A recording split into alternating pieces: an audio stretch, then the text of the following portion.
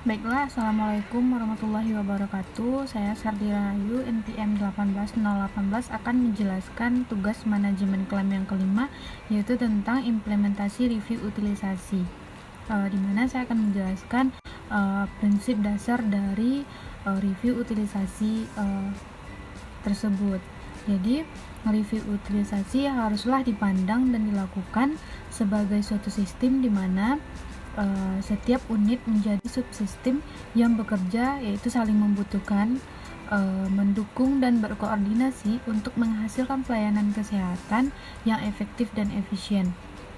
Jadi, kegiatan review utilisasi ini harus dilakukan secara berjenjang. Maksudnya, di setiap unit kerja, mulai dari kantor pembantu cabang, kantor cabang, sampai kantor pusat.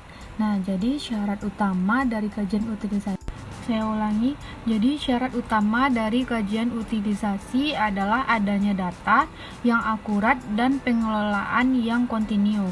Nah, selanjutnya yang kedua saya akan menjelaskan tentang faktor yang menjadi kunci keberhasilan dari IRU itu sendiri.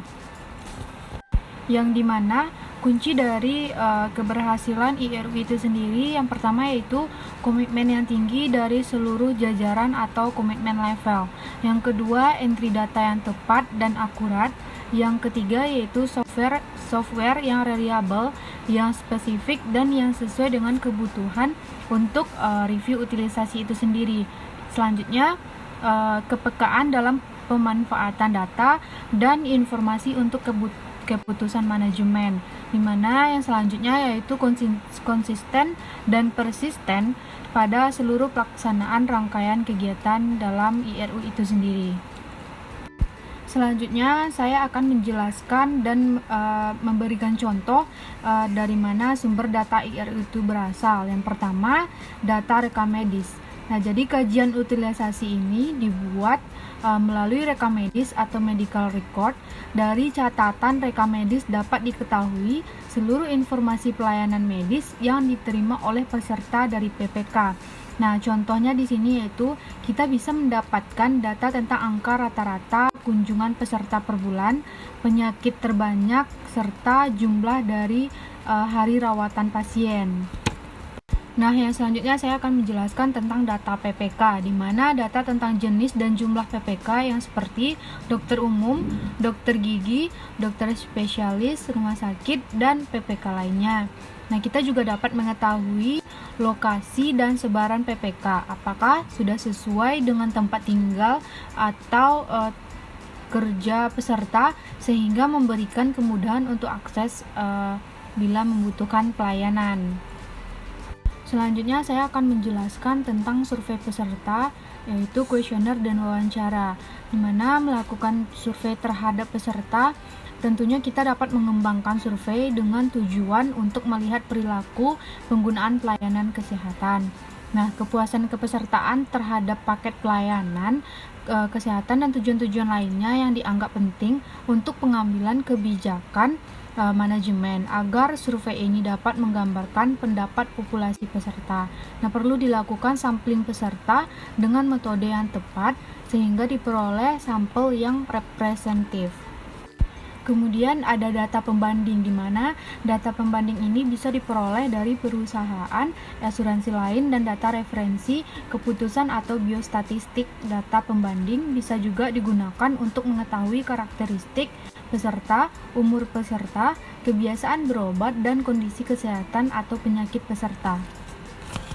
Selanjutnya pada poin keempat saya akan menjelaskan tentang organisasi dan personel yang terlibat di dalam IRU tersebut.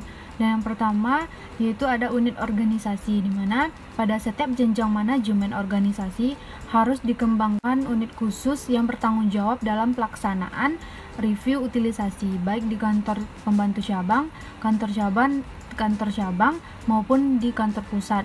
Nah, selanjutnya yaitu ada kualifikasi personel, di mana dokter, perawat profesional, ahli asuransi kesehatan dengan pelatihan khusus keahlian, komputer, statistik dan terminologi kesehatan, serta farmasi.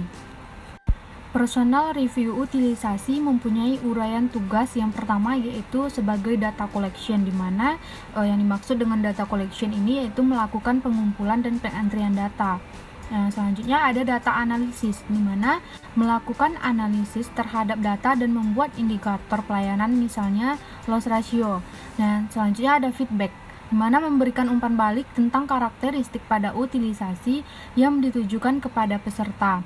PPK dan jenjang manajemen yang telah lebih rendah, contohnya yaitu kantor cabang memberikan umpan balik kepada kantor pembantu cabang.